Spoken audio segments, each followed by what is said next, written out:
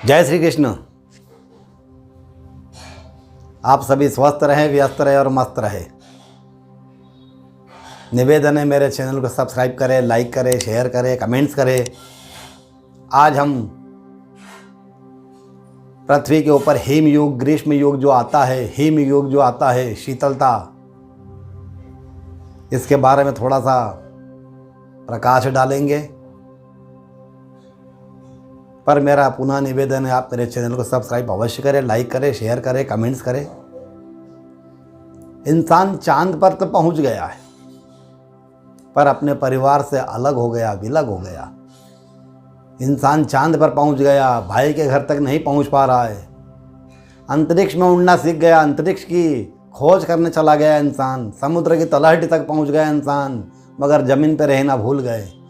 बड़ी बड़ी इमारतें बना ली, पर दिल छोटा कर लिया, मन छोटा कर लिया।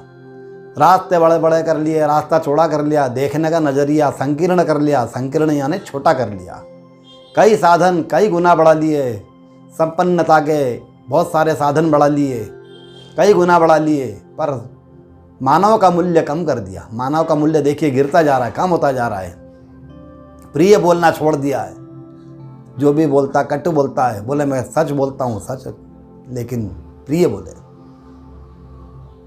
तरक्की कर रहे हैं, समुद्र की थाह ले ली है, अंतरिक्ष में पहुंच गए हैं, पर हमने प्रिय बोलना, परिवार से अलग होना, दूर बैठे व्यक्ति को हम नज़दीक बना लेते हैं, पास बैठे व्यक्ति का हम ध्यान ही नहीं देते।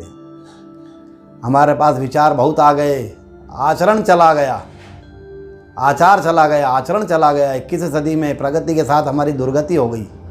हम धरती के लोग हैं, हमारा स्वर्ग यही है, नरक यही है, और जीवन जीते भी हम यही है। नित्य भगवान का चिंतन करें, भगवत आश्रय करके इसको आनंदमय बनाएं, अपने गुरु का सानिध्य प्राप्त करें, किसी ज्ञानी का सानिध्य प्राप्त करें। आज जिस विषय पे डालना है उस पर थोड़ा सा हम चर्चा करें, क्योंकि विषय से थोड़ा सा हम अलग होते जाएंगे। फिर पृथ्वी गोल है, ऋग्वेद में कहा गया है पृथ्वी गोल है, चक्र जैसी गोल है। भगवान विष्णु का जो चक्र है उसके समान गोल है, पृथ्वी चक्र जैसी गोल है। पृथ्वी से जुड़ा हुआ विषय जो भी हम पढ़ते आए हैं, उस विषय का नाम है भूगोल। आज स्कूलों में जो पढ़ाते हैं उसको कहते हैं भूगोल। भू यानी पृथ्वी और गोल यानी वृत्ताकार, तो भूगोल यह नाम ही साबित करता है कि पृथ्वी गोल है। फिर हमें वैदिक ऋषियों ने बताया कि माता भूमि पुत्रोस्यम पृथिव्या, यानी पृथ्वी की संतानें हैं हम पृथ्वी की संतान है, पृथ्वी हमारी माता है। पृथ्वी माता कैसे हुई? माँ के गर्भ में हम झिल्ली में होते हैं, एक झिल्ली होती है गर्भ के अंदर, झिल्ली में मानव जन्म लेता ताकि माता के शरीर के अंदर के बैक्टीरिया उसको नुकसान नहीं पहुंचा सके। माँ के गर्भ में झिल्ली द्वारा ही हमें सुरक्षित रखा जाता है, अन्यथा हम वही सड़ गल जाते, कभी जन्म ही नहीं ले पाते। ठीक इसी प्रकार पृथ्वी भी एक झिल्ली में सुरक्षित है। इसे हम ओजोन परत कहते हैं। क्या कहते हैं झिल्ली को? ओजोन परत। यह परत हमें सूर्य के हानिकारक अल्ट्रावायलेट किरणों से बचाती है, सुरक्षित रखती है। यह सुनहरे रंग की दिखती है, ऐसा ही उल्लेख ऋग्वेद में पाया जाता है। वहाँ पृथ्वी को हिरण्यगर्भा कहा गया है, हिरण्यगर्भा। ह्रीम हिरण्यवर्णाम हरिणीं सुवर्णरजस्रजाम, हिरण्यगर्भा कहा गया है। हिरण्य अर्थात हिरण्य के जैसा या सुनहरे रंग का, मतलब जिस तथ्य की जानकारी आधुनिक विज्ञान को आज पता लग रही है, उसकी जानकारी हजारों वर्ष पूर्व हमारे ऋषियों को लाखों साल पहले प्राप्त हो चुकी थी, हजारों लाखों वर्ष पहले प्राप्त हो चुकी थी। इस जानकारी की इतनी सूक्ष्मता से वर्णन हमारे ऋग्वेद में मिलता है। हमारे ऋग्वेद को आप टटोलें, उसमें आपको सारी जानकारी मिलेगी। पृथ्वी अपने अक्ष पे जुड़ी हुई ऋग्वेद हमें यह भी बताता है। हम जानते हैं पृथ्वी पश्चिम से पूरब की ओर घूम रही है, इसलिए सूर्योदय हमेशा पूर्व में ही होता है।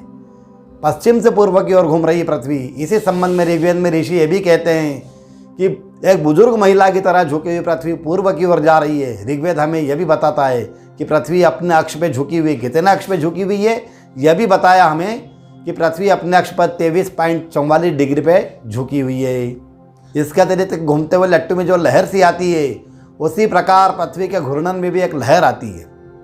इसी कारण पृथ्वी की एक और गति बनती है, और इस चक्र को पूरा करने में पृथ्वी को 26,000 करीब 26,000 वर्ष लगते हैं। एक पूर्ण चक्र लगाने में 26,000 वर्ष लगते हैं। भास्कराचार्य ने इस भचक्र संपत कहा है, भचक्र संपात कहा है, इसकी कालावधि 25,812 वर्ष है। 25,812 वर्ष निकली। यह आज की गणना के लगभग बराबर है। इस गति के कारण पृथ्वी का उत्तरी ध्रुव 13,000 वर्ष तक सूर्य के सामने रहता है और 13,000 वर्षों तक सूर्य के विपरीत दिशा में होता है।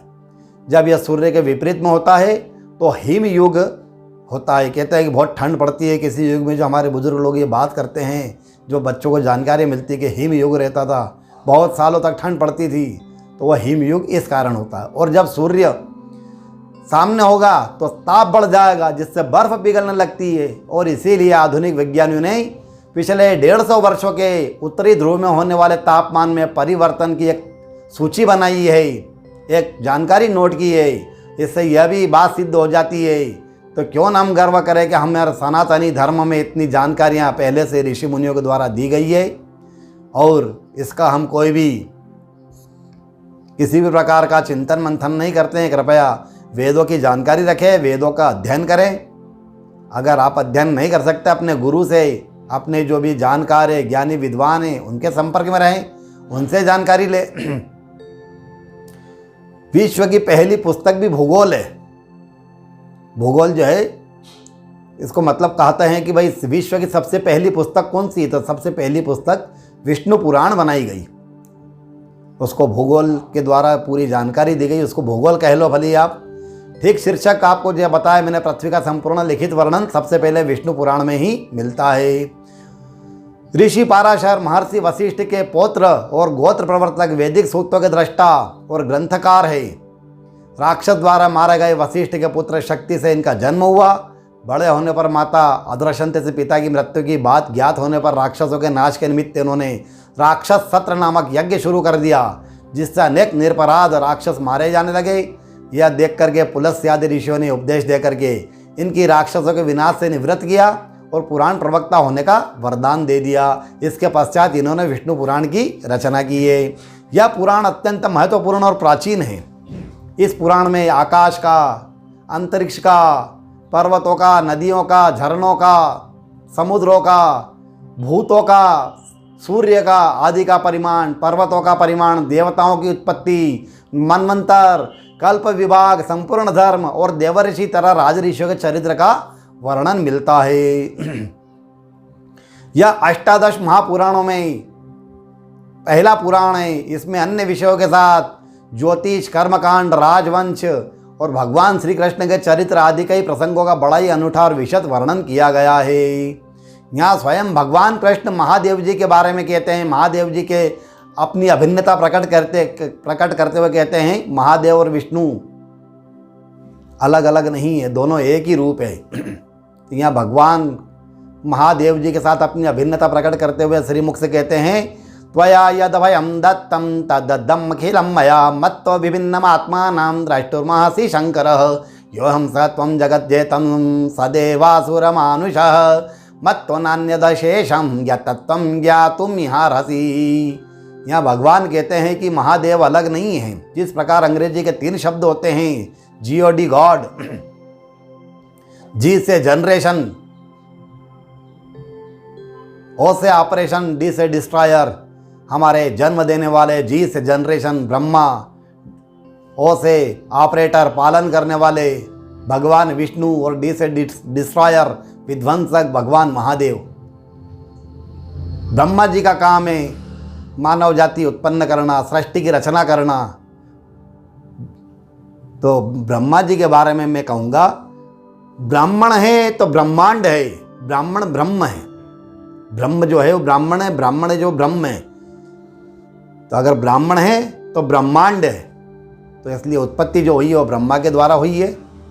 तो सबसे पहले ब्रह्मा जी, फिर पालन करता, वस्त्र देना, सुविधाएं देना, भोजन देना, स्वर्ण रजत देना, ये विष्णु जी का कार्य। और डिस्ट्रॉयर विध्वंसक, मर जाए उसके बाद कोई उसको स्वीकार नहीं करता है, महादेव ने कहा लाओ इसको हमारी शरण में लाओ, इसकी भस्मी रमाएंगे।